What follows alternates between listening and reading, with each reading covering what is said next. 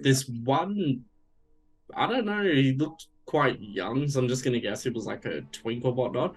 Kept coming up Yeah. and being like, "Can I get another photo with you guys?" And they're like, "Yeah, that's fine." Even though this is like a 12th photo for today, and then every single time he would like just be about to leave, he would go, "Can I get a photo of you two kissing?" And it's like, Ah, what? Like, I admire the bravery, no, but no, you no. can't do that though.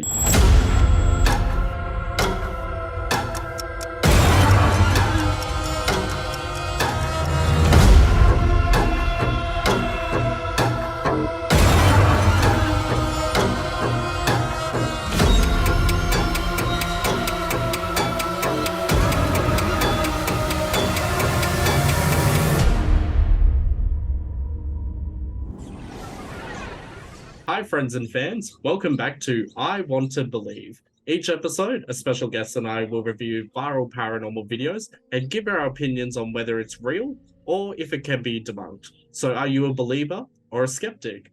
Put your beliefs to the test as we check out some alleged proof of the paranormal caught on video. Today, my special guest co host is Nicholas Childe. Nicholas and I go way, way back to Wagga Wagga, where we actually met on Grindr. So, Nicholas, thanks for appearing on this series. Hello, guten Tag. Great to have you on. Tell us a Thank little you. bit about yourself. So I grown up in Wagga, lived in Wagga for most of my life, had a little bit of time away, but I'm back in Wagga now at the moment. I came up through like the theatre and film scene, so did local theatre, lots of musicals, things like that.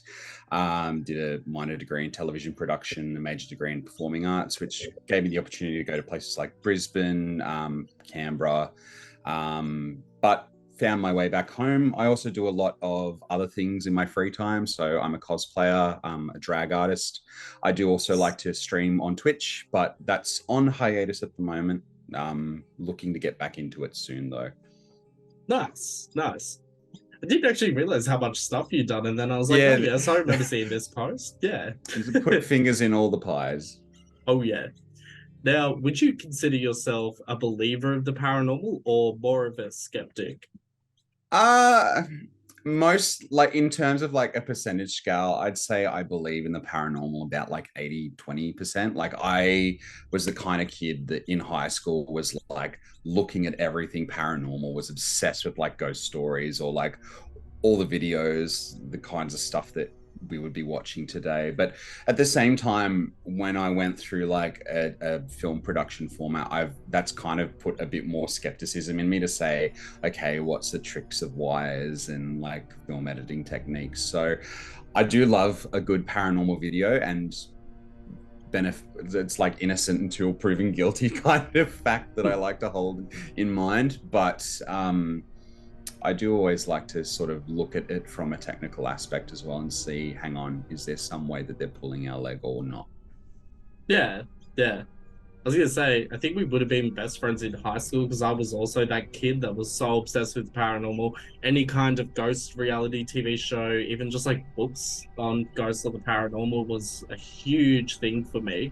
But likewise, when I went through my film and television course, it made me more towards skepticism because it was always like, oh, that's how this video could have easily been made, or Yeah, just apply some download plugin effects from Adobe and there you go, like easy glitch footage. But yeah, absolutely. Like I remember, like even in high school, like we had to do like IT class projects and make a slideshow. And I was like, I'm gonna make a slideshow of like ghost videos and things like that. And then popped one of those like screamers, the fake outs in there.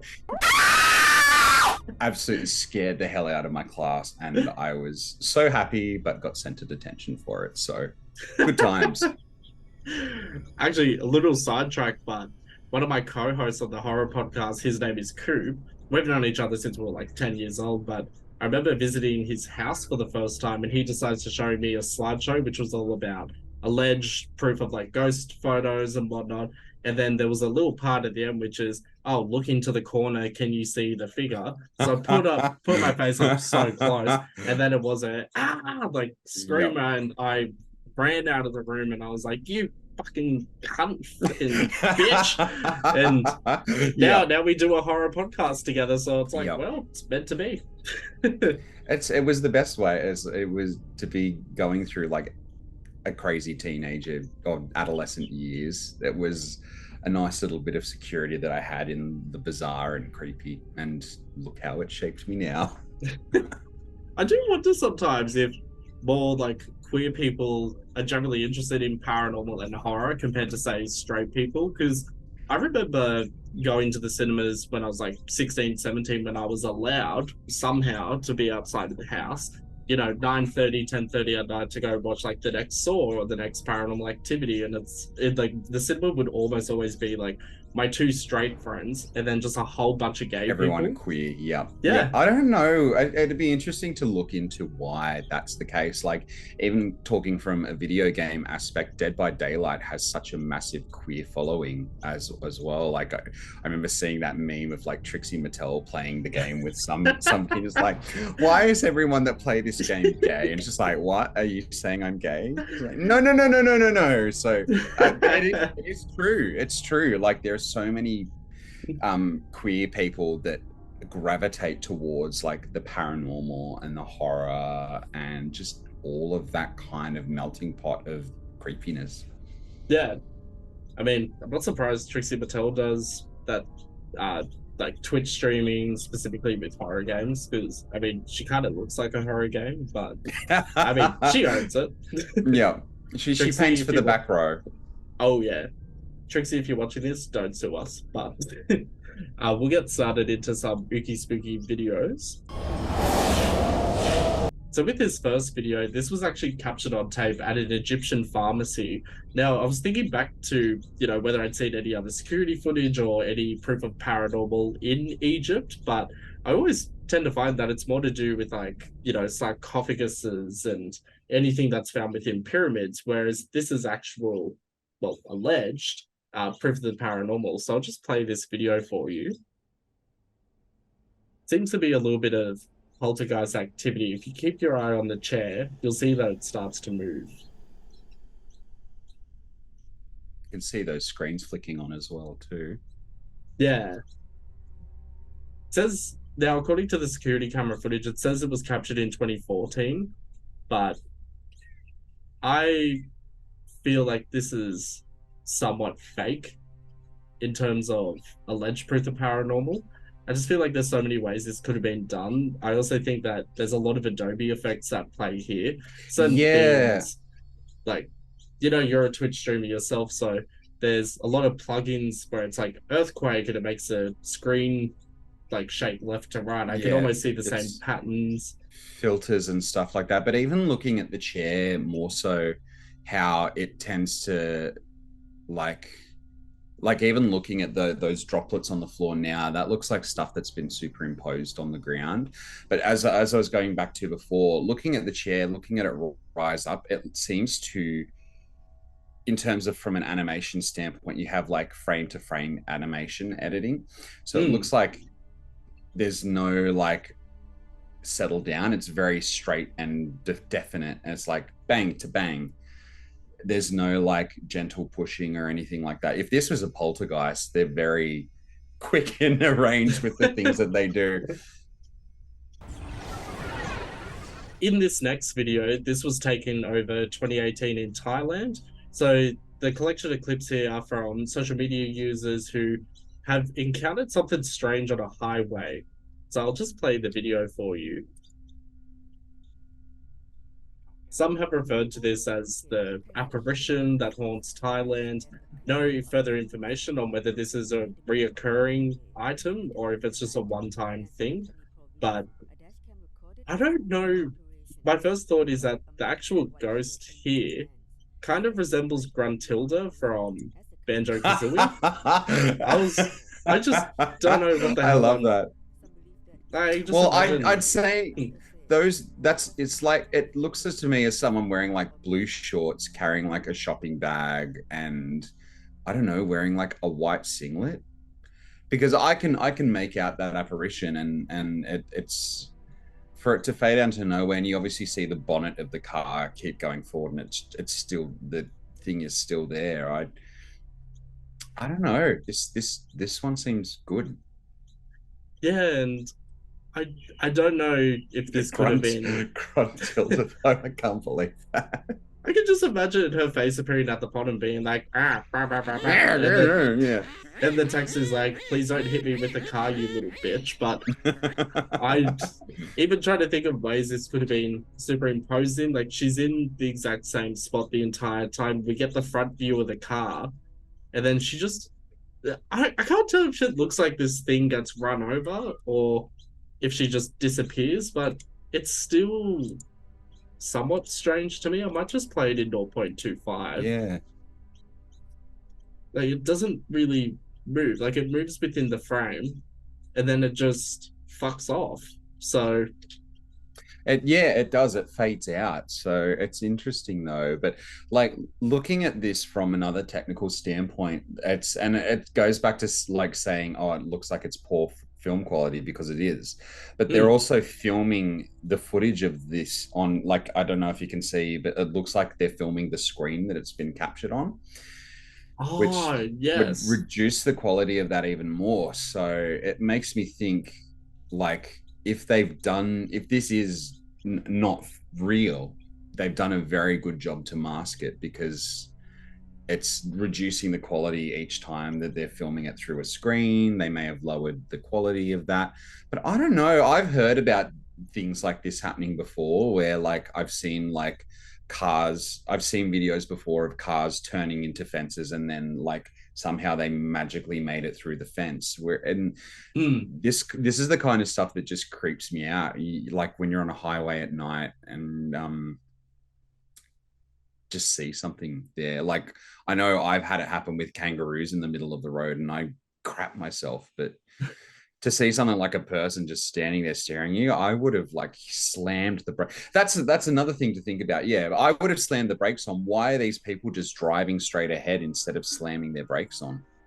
Yeah, it doesn't look like the car slows down at all, No. even though they see whatever this thing is come from a distance. In this video, this guy captures a poltergeist in his bathroom. Now, I'm not sure exactly why he has a camera in his bathroom at this angle, but I'm assuming he's had some experiences before. Maybe he just enjoys filming himself brushing his teeth, but I'll play the video for you. It does go on for a little bit. Yeah.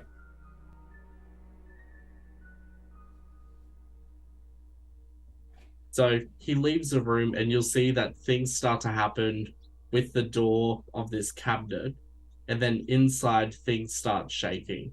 Although I'll admit, I was looking for a jump scare when the mirror opened. I thought, oh, there's going to be someone That's like going to be a standing screamer behind. or something like that. Yeah. Yeah. And like you can see that whatever that bottle of shit is starts to shake and fall down, and then it captures the guy's attention, so he comes back in. But I just don't know if I believe this video enough. I straight out am going to say that this is fake. So, first of all, I doubt the quality, unless it's a repeated instance and he's trying to capture a poltergeist. Who puts it? You said it perfectly. It's like, who puts a camera in their bathroom, for crying out loud? Like in today's day and age, that could get hacked easily. And there you go. Your nudes are on the internet. No, I just looking at the quality of the camera, it looks too good for a surveillance camera. Like the footage that's coming through, and it looks like they've just added little scan lines in for dramatic effect.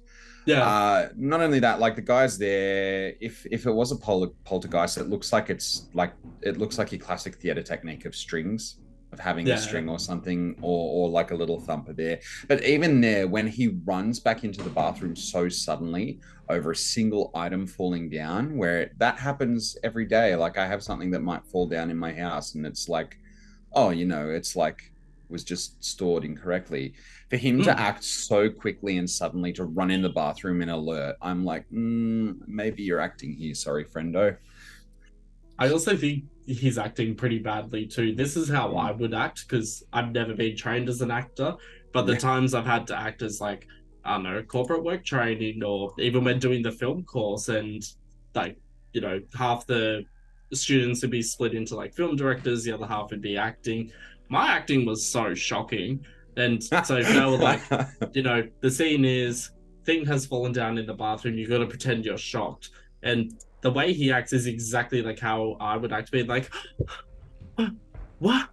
Yeah, and that's how he acts. It's like there's no stakes. He's already like running to the bathroom kind of the expectation, which in acting is called endgaming.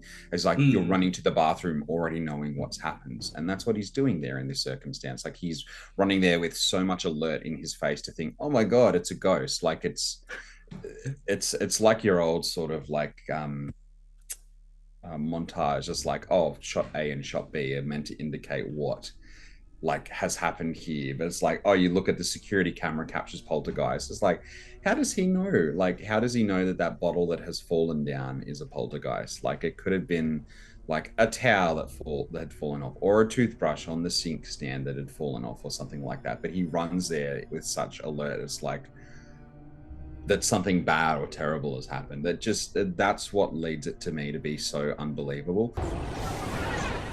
With this next video, this is actually very similar to the second video that we watched. This person appears out of nowhere, but the difference is this is in broad daylight this time. There's no nighttime spooky aspect to it. There's no other updates. This is just one video that got uploaded to a random channel in 2017. So I'll play this video for you. Keep your eye in front of this car, just about here.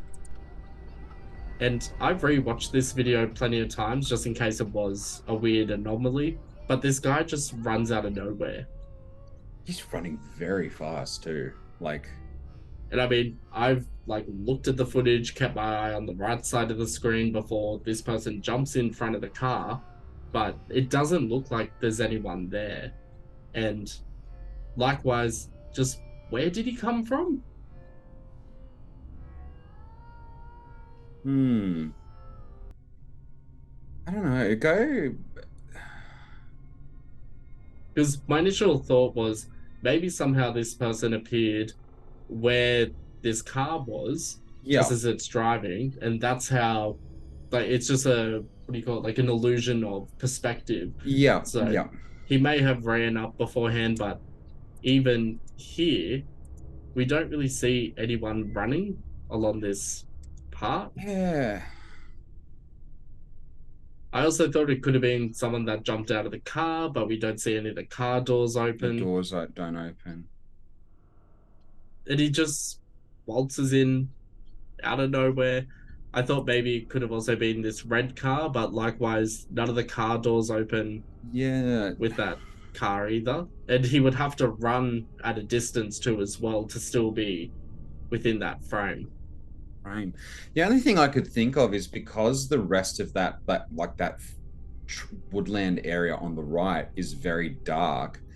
Could it be that the camera failed to ascertain that he was coming from there, possibly? So, yeah, for sure. Especially with these type of dash cam videos, which are supposed to give a wider point of view lens. More of a. I should know my filmography terms, but honestly, I haven't done dash proper cams film are for 10 years. So. Oh well, no. Well, dash cams are a different story, though. It's not like your professional style footage. So they're made for quantity over quality usually. So it's just strange. This is also the first time I've seen a weird appearance like this in the daylight. Usually everything's always nighttime because nighttime's supposed to be spooky season, whereas daytime you don't really capture anything like this, even though drivers are more likely to be driving on the road in the daytime compared to nighttime. But can you go back to the full speed for that at the very start? Because even looking at him running past, he seems abnormally fast for someone. These cars are not going slow. That's very fast. You'd have to be like... Yeah. I just... I did think potentially maybe it could be green screened, and they've had some elements of like motion blur. They've really degraded Yeah. his footage to like let's just say slow motion cam to the dash cam quality. But if they've done that, they've done it pretty damn well because Yeah. I couldn't think of a how to do that type of green screen effect, considering there would be a lot of keyframing. They'd have to film it the exact same way that this dash cam had filmed it because it goes around a Mm. bend, and likewise you'd have to get the point of view shot where you move your camera from one angle to say 90 degrees when he like runs past, but even then you would still need a point of reference in order to It's have this still, kind of yeah, shot. like looking at it, it blends in too well to feel like it's been green screened or something like that because of the perspective. Like it looks like this person naturally is running past the screen. And if it was animated, why? Like you've got better things to do with your time as an animator than make fake ghost footage. So, This one has been attempted to be debunked, but there's been no plausible explanation. Other yeah. people have tried to say that it's actually come from this lane over here where the cursor's highlighting, but I still can't explain this video, even from a technological perspective or even from a, you know, Russia being Russia, is it Vladimir Putin? But I don't know. This one always It's the gets next me. war technology. They're gonna start sending out ghost cars to like the Is UK. yeah. Yeah, Like, see, that's weird. I just don't understand how this car just appears out of nowhere. Even if I See go, that the driver brakes, which is good. That tells me that there's something going on there. But where you have to think, is it a matter of forced perspective? But looking there, there's nowhere that it could have come from. like, I thought even here, did it come from this lane? Because you see There, the cars drive past, but it's still the tram, train, light rail, whatever that is, the white truck. And then I thought maybe it was a car that was going down that line of yeah. highway, and it just appeared out of nowhere. But even then, I can't explain it. It also doesn't appear from the right to the left at any point. It just literally seems to appear like as if this car had just given birth to it. So yeah, lots of videos, lots of alleged proof. I feel like we've investigated 3 videos today that we feel could be fact as opposed to fiction. But I am curious to know, have you had any paranormal experiences? I certainly have. So, um, growing up in Wagga, I was always obsessed with this place in Junee, which is roughly a 20 to 30-minute drive from Wagga. And in Oh Junee, wow. there's a place. Yeah, yeah, it's not too far away. It's not a crazy long drive. So, like my grandparents lived just out of Junee, for example. So, but in Junee, there's a historic homestead called Monte Cristo, and that was built. I can't even remember when. Hang on, I'll just have a look here. It was like, when was it built? It was built in well, he got money in 1878 and built it around there we go. Um it was prior to around about 1885 that this homestead was built, Mm. by this family, like a father with his 7 children, and it's a beautiful homestead, just off the highway as well too. Like if you're going down the Olympic Highway, you can turn off and get there. But we finally got to go there after I begged and begged and begged my mum to go. I'm like, can we please go to Monte Cristo? Can we please go? I want to go. I want to go. And we finally got to do it. So my mum, myself, my sister, my auntie, and my cousin, we all went there for a day because we're like, hey, let's go and see this house. Oh, I should preface it by saying it's one of Australia's most haunted houses Oh as yeah. well.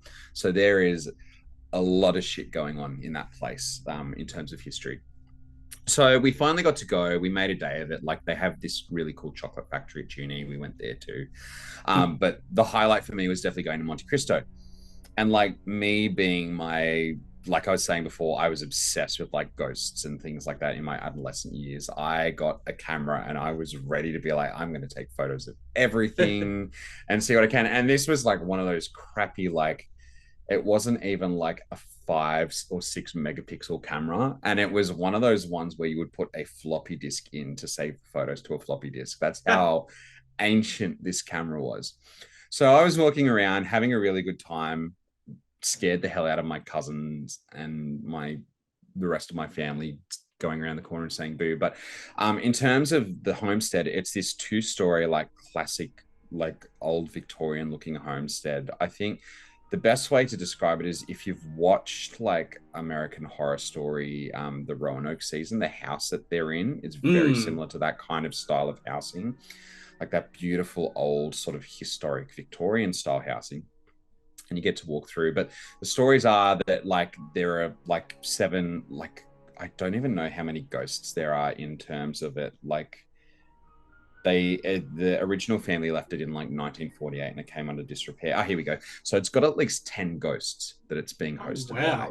Yeah. So I was going through and like I was very cool about it. And I'm not the kind of person to get scared or apprehensive. I'm not really about that life. But when we got there, something just felt very uneasy about the whole experience being there. Like I just felt this anxiety that I hadn't felt before, which was really odd. But still, I was still equally excited. It wasn't like an excited anxiety. It was like something feels off being here. And parts of the house, as you walk through, they're actually cordoned off. Because what can happen is that when certain people, it's been reported that when people go into some of these rooms that are cordoned off, they will go into like anaphylactic fits. They will have like heart attacks. They like all these crazy things will happen. But we got to tour the whole house, including the coach house. So I was reading on it before we started today, just to kind of rebuff my memory of like paranormal experiences that I've had through life and things like that. And back in the day, there was a stable hand that lived in the coach house. He fell really sick and his boss got really angry. So what happened is that he lit fire to the bedding that this kid was sleeping on. And because the kid was so sick, he couldn't get up and he burnt to death in this coach house. And my sister and I were going through there at a certain point in time, and walking through there, I was taking photos of all like the old coaches. There these beautiful old like horse-drawn carriages that were collecting dust and things like that. And my sister was in front of me. And I was like, okay, look, I'm going to snap a photo. She was like standing there and there was like a beautiful, like it was a sunny day. I remember very clearly. There was a light coming through like the exit to the coach house. And I took a photo. And I remember all of my research going through like ghosts and things like that. Ghost orbs were always a common factor in terms of like paranormal, capturing paranormal activity. And I didn't see it until I got home. But looking through the photos, there was a massive like orb right behind my sister's shoulder. And it wasn't in an area where I thought, I didn't have the flash on the camera, for example, because there was enough natural lighting. I wasn't in an area where a reflection of light may have come in front of a speck of dust or may have caused that to happen, but it looked like this really big ghost orb that was in front of my sister. I wish I still had the photos, honestly, but because it's such ancient technology, all I can do is say that. So that was one of the things that happened. The other thing that happened as I was going through the house, I remember there's like this sort of like sitting room on the ground floor. And I was taking photos as we went through the house of everyone, things like that. And then I remember when I went into that room for the rest of the trip, I kept having this sensation of someone tugging on the back of my shirt. Oh. And I thought, oh, it's my camera. Like, because I had like a camera strap, had it down on my side. And I was like, okay, well, look, I'll hold onto my camera because it was irritating me. But no, it still kept happening. Like it was the best way is like, you know, when like kids come up to you and they like tug the back of your shirt and things like that, and they're like, oh, excuse me, mister. It was like that kind of sensation where like, and it just kept happening for the rest of the trip, like an occasional like real sporadic interludes. I'd feel like something tugging on the back of my shirt and I thought, oh, is it my cousin or something like that playing tricks on me? No, because they were all in front of me or they were in different rooms in the house. So when we got to the end of the tour, I went into the gift shop where the owner of the property, like the caretaker, was there, and he knows the whole history of everything like that. And I told him, I'm like, hey, look, I had this sensation of like someone pulling my shirt. Has anyone ever reported that before? And he's like, yeah, we've had that happen before. It's one of the children that died in the households. And I was just like, I'm a believer now. Sign me up. I don't think I'm gonna come back. Like that was freaky because like watching one video is one thing, and you always say, oh look, I'm a believer in that. But until you've had certain experiences happen to you like that, it just takes it to a whole nother level. And being in that house and having this thing pull on the back of my shirt for the like not in terms of terrorizing. They said no, the children are innocent. There's stories of like the household actively dislikes animals, and if anyone tries to bring animals into the house, it's just they're doomed. So or onto the grounds of the house, like there's been chickens that have been like in a chicken coop there that all died. There was like a box of kittens that all died under mysterious circumstances in the house, and it just and like a bird in a cage for like the caretakers, it was just choked to death. I would almost be tempted to go back there again because they've started doing night tours and you can stay overnight there. And I'm just like, do I want to do that, or do I just want to not sleep for the rest of my life? So it's just a matter of like, do I want to do that? But yeah, if anyone watching this ever wants to do that, there's an opportunity right there. I tell you what, I've been obsessed with Monte Cristo ever since, and I don't know if I'm showing my age here, but probably am. But back in 2001, Channel 10 in Australia used to have this TV show called Scream Test. I don't know if you ever watched it because it was like really, really late at night. Like kept getting moved around to different time slots because it didn't have that high ratings. But it was this reality TV show competition where four strangers would investigate an alleged haunted place around around Australia every week, with the grand final being held at the quarantine station, which I went to. But I've been trying to track down this TV series for years. I got to the point last year where I contacted the production company, and I was so sick of getting my emails that I was like, can I please have access to the 6 episodes? I will pay you for each episode. So they settled on 3. I think I spent $900 for 3 episodes because some of these episodes would keep me up at night. Like I was so scared as a kid. Even though watching the footage now, it reeks of 2001 quality. I'm like, oh, that's a green screen effect. Yeah. This is bullshit. But the episode particularly around Monte Cristo was done so well with the reenactments of the story. So as you were telling me about the boy in the stable, I'm like, yes, I remember that because I rewatched this series last year. And, you know, I've been to every other single place that they mentioned in this Scream Test show, like the Parramatta Orphanage, Maitland Jail, the Queen Victoria Hospital, except for Monte Cristo. And I've always wanted to go there, but I feel like it's just a bit far out of my reach. Yeah. But it's one place where, you know, I could make a quick weekend trip out of it. But, you know, I tell you what, when I probably shouldn't be admitting to this live, but a couple of years ago, a few friends and we decided to go to Queen Victoria Hospital because that was also in this Scream Test TV show. And they're like, oh, we've been here a few times. It's mostly abandoned, but they still have some things up like picture frames and some of the old hospital equipment. They just never bothered to demolish it or evacuate it, nothing like that. So we were going through and it was about 6:30 p.m. at night, but it was still sunset time, so it was fine. And we never saw anything, so I got to make that very clear. But I have never felt so uncomfortable. All the hairs on like my arms, my legs, the back of my neck, everything was standing up. I felt so anxious and alert walking through anywhere that after 20 minutes, I bailed.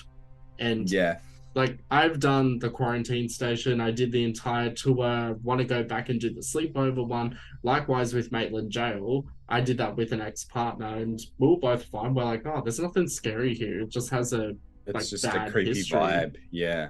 Yeah, but this Queen Victoria Hospital, never again. I mean, I'm trying to do like a bit of a rip-off of Scream Test at the moment where it's like the same thing. We go investigate some alleged haunted places around Sydney. I might have to save that for like the last episode because I know I'm going to be like, fuck. I can't believe I decided to come back here. Even though I never saw anything or experienced anything, it was just the dread that I felt. And, you know, I feel like I would like Monte Cristo, but at the same time, with you telling me about how you felt like uneasy and whatnot, I do question whether I'd be able to handle it for even an hour.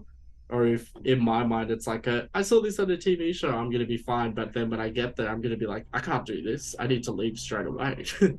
I will say, in terms of things that they've added, I don't remember it being there when I was there, but they've now decided to add a doll museum to Monte Cristo Oh too. So no. I don't know if it's like there's going to be like Annabelle type vibes that are going to happen here, and just like hell no. But in terms of like those haunted sites, it's incredible to go and like through a haunted site, and I recommend everyone do it at least once in their lifetime, like especially if you're someone that has such a strong spiritual connection and belief. It really is an eye-opening experience. Like I had friends back at uni who were doing similar courses. One of my friends lived in Goulburn, and they actually had the chance to go through the Goulburn Asylum before it burnt down, and they were terrified. Like they filmed all of their footage because they were film students too, and they showed me it, and it just did not look fun. It looked absolutely terrifying, because obviously kids had gotten in and graffitied it, and they still had old equipment there. I'm sure they heard screams coming from one of the hallways too, and I'm like, no, no, thank you. I think I'm good. I think I'm good. I don't need to go there. I was actually going to say, speaking of film students, so I haven't spoken about this story before unless I put it up on Facebook back in like 2012 when I used to overshare everything. But when I was a film student, so there was a bit of a rite of passage where like the final year students would have their big creative projects. So usually they'd rope in like trimester one or trimester students to like, you know, free work, but also to like help us learn. In other words, we'd go get the coffee, we do the script supervising, do all the dumb tasks they don't have time to do, you know. Continuity checker. Yeah. And so I remember we went to, it's either Studley Park House or it's Stanley Park House, I always get the two confused, but it was supposed to be an alleged haunted place. And like the person whose name I forget, but his final trimester creative project was like a trailer for a haunted for a horror movie. And I thought, oh well, that's fitting, film a horror movie trailer at a haunted house. So I was so excited to go, and we turned up on the day. There was nothing scary about the house. I didn't feel unsettled. I didn't feel like there was anything there. And so I was just there to be script supervisor and be like, oh, bad take, good take, bad take, or just give notes to the director. And me being, you know, dumbass 19-year-old who thought, I know everything, I'm 19, I'd go up to him and be like, oh, I think you should change this part of the background. You should do this. And I could tell he was being very patient, even though clearly I had no idea what I was talking about. But me, I'm like, oh, you should put a mirror in this part and you should do this. And then I remember he sent me away to get coffee so that, you know, I wasn't there being a pain in the ass 24/7. And when I got back with this like little tray of coffees and everything, there was this one girl whose job was just to like use gaffer tape to just stick everything down, like electrical cords, make sure nothing was tripping over the actors. And she looked a bit rattled, and I thought, oh, maybe the director yelled at her, or maybe someone else was just being a bit of a mean person to her. Not that there was a mean culture at SAE or anything like that, but sometimes some directors and some staff as well just like to overstep the boundaries time to time. And so, you know, I gave her a coffee. I was like, hey, are you okay? And she's like, oh, I can't talk to you because you're going to think I'm crazy. I was like, oh, no, I am crazy anyway. What's up? And I thought she was about to say that, like, you know, she got fired or she got yelled at or whatnot. Instead, she goes, I saw a man upstairs, but there's no one in this house. And I was like, no, there are people in this house. There's a couple upstairs that own it. Are you sure it wasn't him? And she's like, oh, maybe. I didn't know there was anyone else in this house. And I thought, oh, she's probably just seen the couple who live there. And they're just like managing the expectations of the film shoot and whatnot. Because who in their right mind would allow 20-year-old film students to film at a legendary house, you know? So then I was like, look, got some of the stuff for the owners of the house. Do you want to come up with me? So we went upstairs. We met the married couple. They're just this lovely, like, not even elderly. They're in like the early 60s. So Yeah. like, we're just having a bit of a yarn and everything. And I was like, oh, can I just ask, is there another person that lives here? And does he wear like a French hat, like a beret? And she was just like, oh, yeah, that's our visitor. He appears time to time. So I thought that meant like it was a friend of theirs, A or guest it was or something, yeah. Yeah. And the girl, I should know these people's names, but I just don't because that was like a lifetime ago. It's years ago, yeah. And she just starts freaking out. She's like, was he here today? And the couple go, oh, no, he hasn't visited for a couple of weeks, but who knows? Maybe you awoke him. And then I was like, oh, I think they're saying that he's a spirit. He's a spirit, yeah. And so I was saying to the girl, because she was also a graphic artist, I was like, oh, well, can you draw what you saw? So she did this very quick sketch, but she's a graphic artist. So it was like very lifelike within like 2 minutes. Yeah. And she flips it around to the couple and goes, this is the person I saw at the top of the stairs. Is there anyone that would match this description? And the couple just go, yeah, that's him. Don't worry, he's harmless. He won't do anything, but just watch out. He likes to sometimes pinch people on the arm. And we were like, no. Okay. So I was paranoid the rest of the day, thinking, all right, you're gonna get pinched. Yeah. And nothing ever did happen, but it was that one time that girl saw it. But even when we were talking with the rest of the film crew, they were mostly jealous because they were like, oh, how come she got to see something we didn't? That's why I chose the fucking house in the first place. Nicholas, I just want to say thank you very much for joining me today. Thank you very much. Thank you. It's been a pleasure. I love talking about this stuff, so anytime. Thank you. Viewers, keep an eye out for new episodes in the future. If you liked our episode, give us a comment, like, share, subscribe, tip, etc., etc. And if you hated this episode, please go fuck yourself. Bye.